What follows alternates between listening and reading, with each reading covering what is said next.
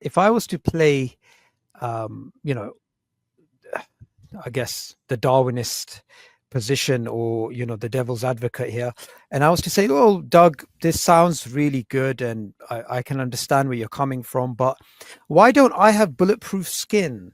Why do I have limited memory?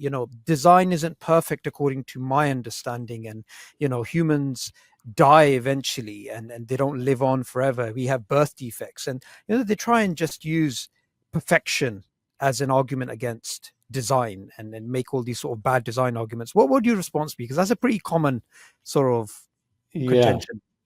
Um, I did a short video response to, there's a video by Neil deGrasse Tyson called, I think it's called Stupid Design or something like that.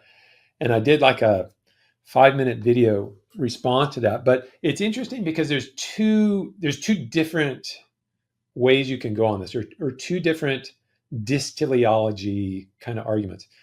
One is the sort of cancer, illness, things that everyone says, yeah, clearly something has gone wrong here. And that connects to the problem of evil. Okay. Why is there so much that's bad? And the other one, which is quite different, is the bulletproof skin claim. Like, why don't we have bulletproof skin? Neil deGrasse Tyson's um, example of this that I responded to in the video was, we eat through the same opening that we breathe through, and that allows choking to happen. How dumb is that? Okay.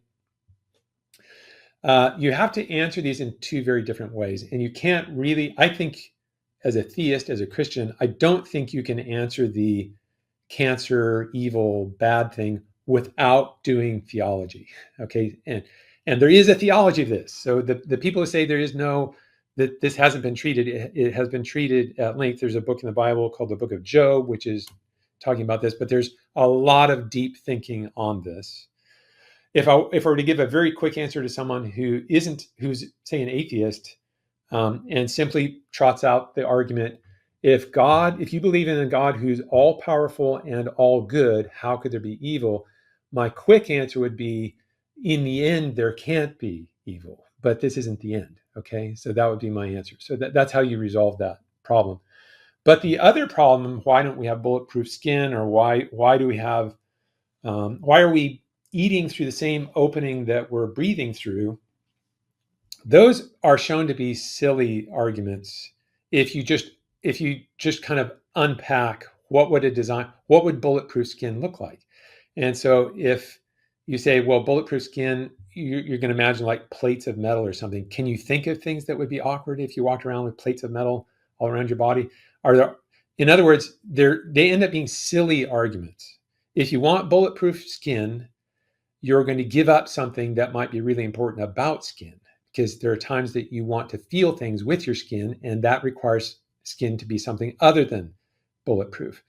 So, in very short statement, what goes wrong with these arguments is a very a complete ignorance of the fact that brilliant design, like all design, involves trade-offs. Okay, all design problems involve trade-offs. If you list everything in the world that you want, no design is going to deliver all that. So you're going to have to decide, if I want to have a stronger suitcase, it's going to be either a heavier suitcase or a more expensive suitcase.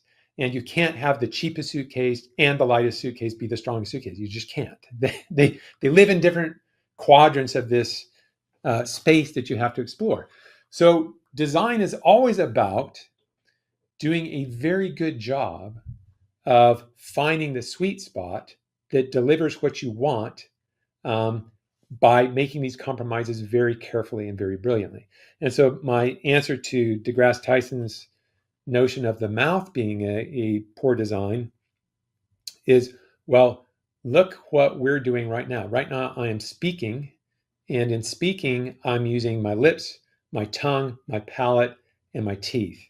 And I need wind to speak. I have to have air coming out through, I have to have air coming out in order to speak through the vocal cords. Those are the very same structures, not the vocal cords, but the lips, the teeth, the tongue, the palate. Those are the very same structures that we use to eat. Now, if you ask people who have actually designed things and are accomplished designers, they will tell you there's something brilliant when you can get multiple uses out of the same structures. And that's exactly what we have. The exact same structures that you use to eat are the exact same structures that you use to speak. And to speak, you need to have air. And that is a very good reason for these two systems to be connected in a brilliant way.